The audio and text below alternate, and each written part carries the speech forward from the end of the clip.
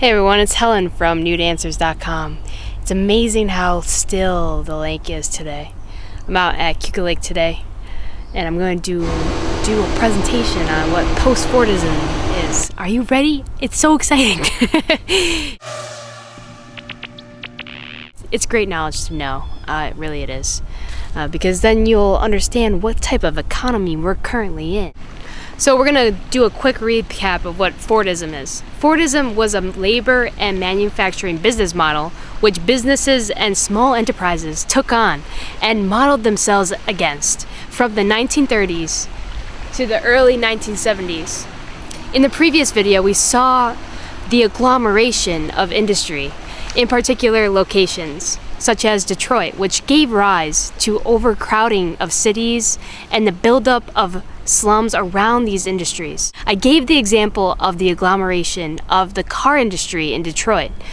All car and car manufacturing companies accumulated in Detroit, and in order for businesses to make cars very fast and effectively, they just had to be close to each other.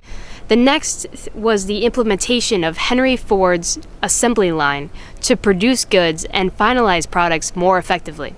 The assembly line, however, brought forth the opportunity for de-skilled labor. Companies didn't have to hire really knowledgeable employees. No, instead, they could hire de-skilled labor because jobs on the assembly line were so basic. This rendered male physical dominance over women and even children irrelevant because it was now the machine that was the strength of the industry.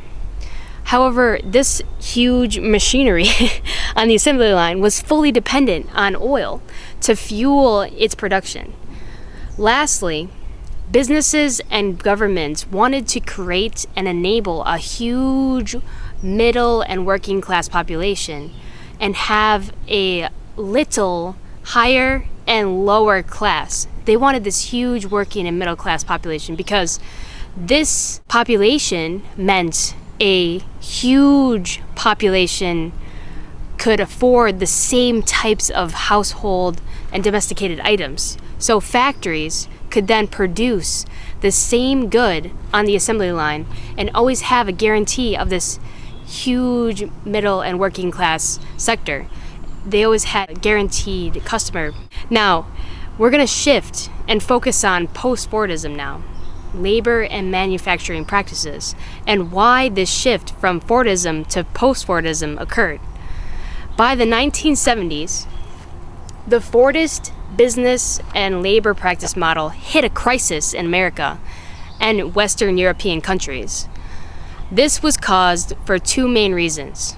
First, in the Middle East, which territories controlled the vast bulk of global oil reserves, the OPEC cartel formed which limited supply of oil to America and the global economy. This drastically increased the price for oil, shocking the global economy and thus shocking American industry. Since Fordist business models greatly depended on cheap oil to fuel their machinery and their production on the assembly lines, the rise in oil prices crippled business profits. The second cause was the rise in global industry competitors. Never before did America have to compete with so many other super players in the global economy. As I sketched out in the Fordism video, America never had industrial competition for 20 to 25 years after World War II. In France, Russia, Japan, all these major superpowers were annihilated. They were wiped out. They had to rebuild their infrastructure, their factories, the roads, the towns, the irrigation systems, their communication technologies, because all these sectors of the industry which enabled a system to grow was completely decimated in the war. So after 25 years, these superpowers had time to rebuild their infrastructure, their factories, their roads, etc. And now America was forced to compete.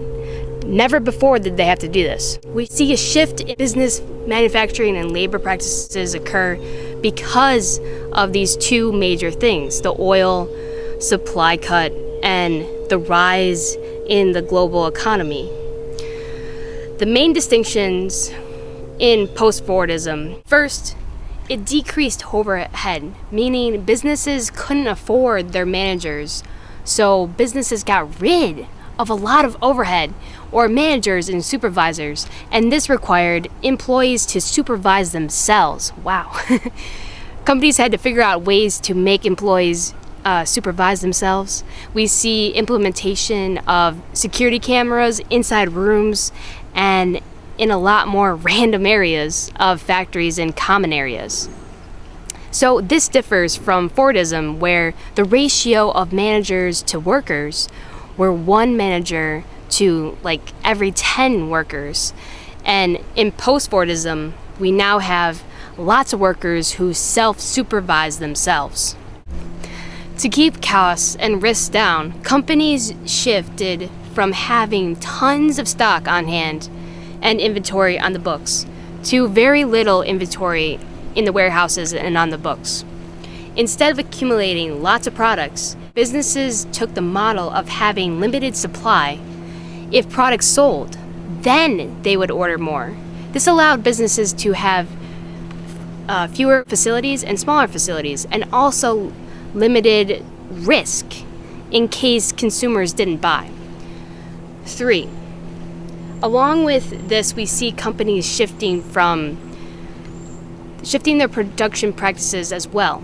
Instead of producing products all the time or well in advance, we see companies shift to the business model of producing just in time, where businesses wait for an order for a particular product to come in, then the business makes the product. So they wait for someone who wants it and is willing to pay for it, then they produce it.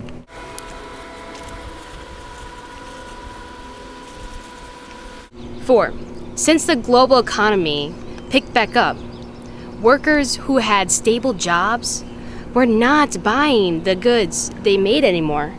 People today aren't buying goods made in America only. No, now they're buying products from different locations to be sold in America. So we see the freight ship carrying products made in China coming from Brazil, Indonesia, Australia, all these different countries. And this freight ship becomes a frequent and then constant occurrence in American ship harbors.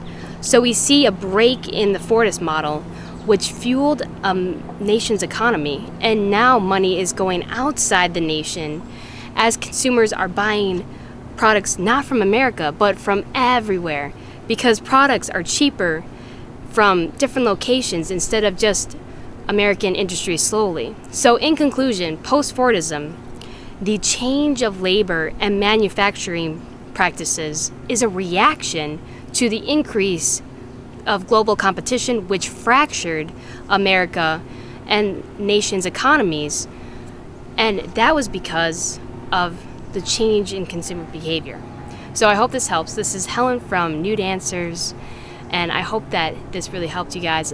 Leave any questions underneath the comments, thumb them up so I can see them, and go to nudeanswers.com and subscribe to our daily newsletter or check out the Academy.